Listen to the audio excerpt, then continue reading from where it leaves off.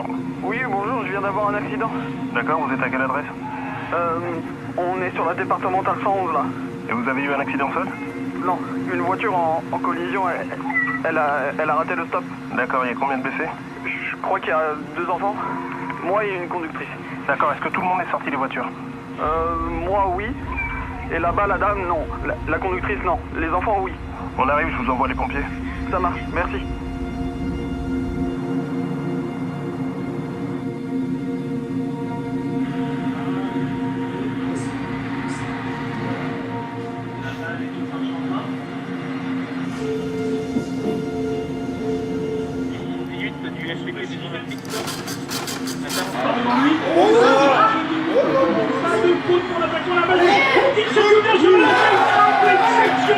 C'était pas dans la boucle.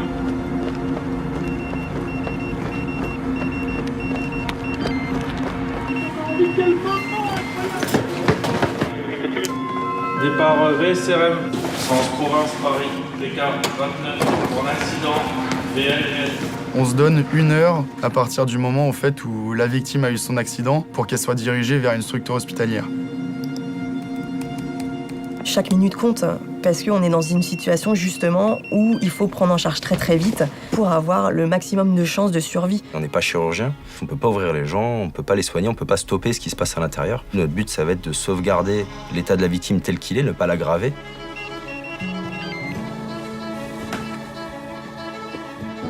Nous, au niveau pompier, la seule partie sur laquelle on peut intervenir, c'est notre partie d'extraction de victimes. Une désincarcération il y a 30 ans, une désincarcération aujourd'hui, on a dû diviser par 2 ou par 3 le temps pour les mêmes chocs, ça c'est sûr.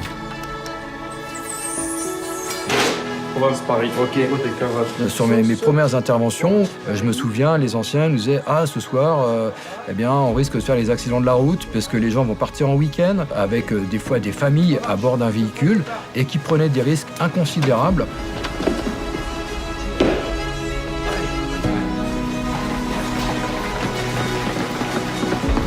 Avant, on ne parlait pas de sécurité routière, enfin beaucoup moins. Les gens n'étaient pas sensibilisés au risque d'accident dû à la vitesse et puis à l'alcool, puisqu'il n'y avait pas autant de restrictions.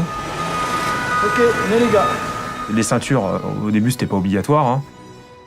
Rappelez-vous, en 1972, la France battait le triste record des accidents avec 16 617 tués en un an. Vous pensez que la ceinture n'est valable que pour les coups de frein? Moi, je crois. Pour quelle raison ne la mettez-vous pas? Parce que ça me gêne pour conduire. Non, j'aimerais pas être ficelé. Vous pensez que le 50 km/h, ça va changer la mentalité des automobilistes? Ça va les énerver plutôt qu'autre chose. Certainement. Vous roulez à combien? Moi, avec 210 quand je peux. Pour réduire l'hécatombe sur les routes, ceinture obligatoire, limitation de vitesse, alcotest, mais on n'avait jamais vraiment conçu une voiture où le souci de la sécurité est la première préoccupation. Or, cette voiture a été mise en chantier par la régie Renault. Nous sommes aujourd'hui le seul constructeur à utiliser une ceinture de 60 mm de large pour diminuer les pressions sur la paroi thoracique. La collaboration avec Renault nous permet d'avoir des véhicules de nouvelle génération, donc ceux que vous achetez aujourd'hui en concession. Donc on permet de les avoir en avance et de pouvoir travailler dessus. Et le jour J, d'être opérationnel en intervention, quoi. C'est un véritable plus. Ces voitures-là, c'est des voitures d'essai. Hein. Ça permet de découper des voitures qui sont récentes. D'ailleurs, quand on commence à donner le coup de cisaille dans le montant du dernier espace, ça nous fait mal au cœur parce qu'on se dit qu'on aurait bien voulu l'avoir chez nous aussi, quoi. Quand on arrive en intervention, on peut trouver des QR codes Renault sur les véhicules accidentés. Et en fait, ça nous donne la carte d'identité du véhicule. On se base sur les gens qui ont le savoir, qu'on va parler de l'expérience de nos formateurs. Ces personnes-là, vous nous apportez les billes, en fait. On rebondit sur nos erreurs et on fait des erreurs en manœuvre pour justement ne pas les reproduire sur les interventions.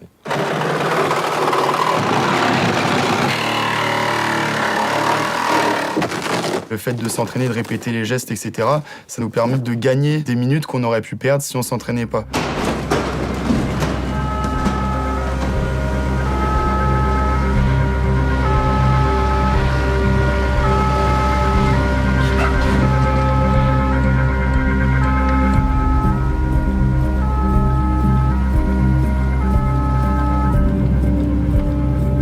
Au-delà de ça, Renault nous invite à tout ce qui est validation des fiches d'aide à la décision sur leur nouveau modèle. Donc on a un pompier effectivement des Yvelines qui travaille avec eux. Donc c'est pour ça que sur certains véhicules, il est un peu incliné. C'est juste en fonction du gabarit du véhicule et de notre capacité après d'accès. D'avoir un pompier déjà sur place donne déjà ce regard un peu pompier, même à la création du véhicule. Donc c'est des petits détails, mais c'est vraiment travailler avec vous à chaque fois. Donc c'est bien tout l'intérêt de la collaboration. Je pense qu'on doit être le seul constructeur automobile à avoir écrit des règles techniques de conception dédiées aux sapeurs-pompiers. Bon, maintenant, j'attire aussi votre attention sur cette grande nouveauté qui est le Q-Rescue, qui est d'office installé sur la voiture. Ça permet de donner notre avis sur les matériaux, sur peut-être des modifications qu'il y a à avoir, sur certaines petites choses. Si jamais vous devez éteindre un véhicule électrique en feu, cette partie-là, qui est thermofusible, se trouve juste au-dessous, au niveau de la batterie. Du coup, vous allez le percuter avec le jet de la lance, et voilà. Le Fireman Access est une innovation donc Renault avec l'appui de quelques sapeurs-pompiers qui ont porté ce projet-là. Et en fait, c'est tout simplement dans la conception de la batterie d'avoir un accès à un trou.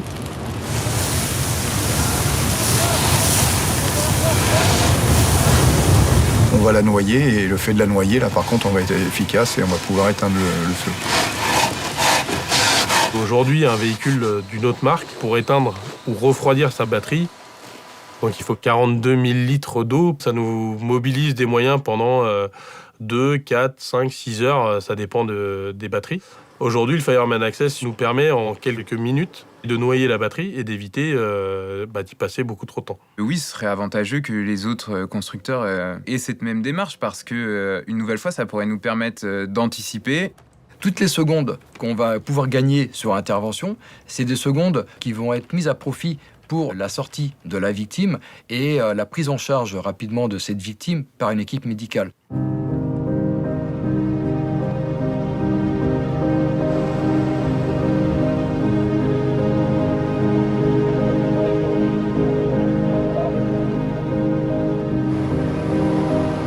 On arrive tellement vite sur l'intervention qu'on voudrait en fait relire nos protocoles, tout ça pour être sûr, et puis on n'a vraiment pas trop le temps. On est vraiment dans l'adrénaline. On parle avec son conducteur pour savoir comment on va procéder, selon où se positionne la victime, tout ça. Je lui dis comment on va faire. On travaille complètement main dans la main. Il y a une communication qui est constante. De toute façon, on ne pourrait pas travailler sinon. Ce qu'on appelle l'écureuil, c'est celui qui va avoir le plus de contact avec la victime, du début jusqu'à la fin de l'intervention. C'est souvent l'infirmier qui va devoir pénétrer au sein de la voiture où la victime est incarcérée, évaluer l'état de la victime, prendre des constantes, juste savoir si la victime est consciente ou alors vraiment, si c'est une urgence absolue, faire les premiers soins très rapidement avant la désincarcération.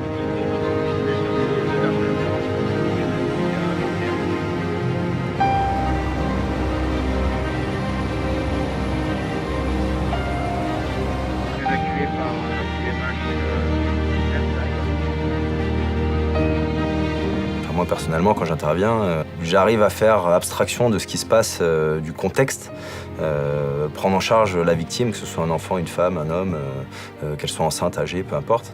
Et je vais arriver à garder ce côté professionnel. Par contre, la décharge, elle se fait souvent plus tard. Faut pas trop se mettre à la place des victimes parce que sinon on s'en sort pas. Faut se blinder en fait, tout simplement, pour éviter ça. Chacun a son mécanisme de défense en fait. Il y en a qui s'en détachent beaucoup et qui, en parlant rigolant pour s'en détacher, on a chacun notre moyen en fait de prendre du recul face à la mort. Moi, je l'ai pas encore trouvé. Comment je fais ? Je fais. Je sais pas. Je vais sur le terrain et puis j'essaie de me dire que je vais réussir à gérer la situation, que je suis là pour ça et puis que si j'ai besoin, j'aurai de l'aide.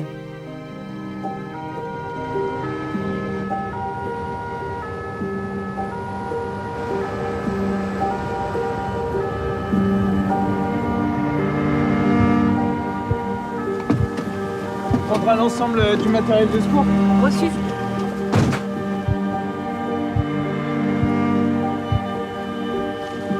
Il y a une victime désincarcérée, a priori urgence absolue. Ok.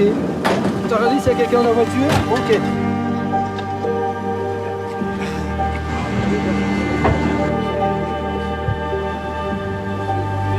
Bonjour madame, je m'appelle Laure, je suis pompier. Voilà, on est bien sur une Clio 5. On fera une sortie longitudinale à l'arrière. Comment ça va, madame? Laure, elle est au contact de la victime. Elle est consciente? Elle est consciente. Va-t-il? Je suis allée aux nouvelles, hein. Vos enfants vont bien. Ils sont pris en charge actuellement par les pompiers, ne vous inquiétez pas. D'accord, donc vous allez entendre des bruits et vous allez voir plusieurs personnes s'agiter autour de vous, n'ayez pas peur.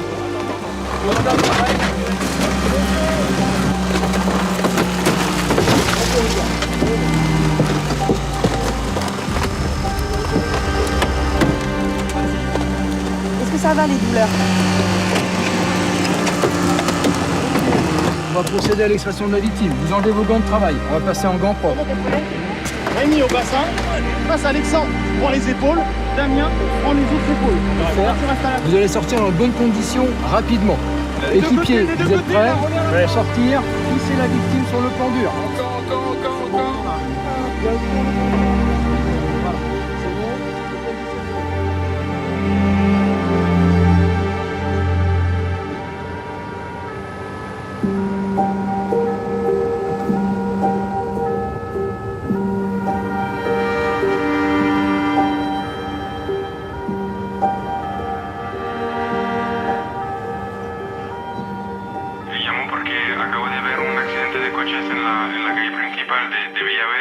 Mi mensaje para todas las marcas de vehículos es que incluyan en el proceso de fabricación y de diseño a los servicios de emergencia, que cuenten con nosotros.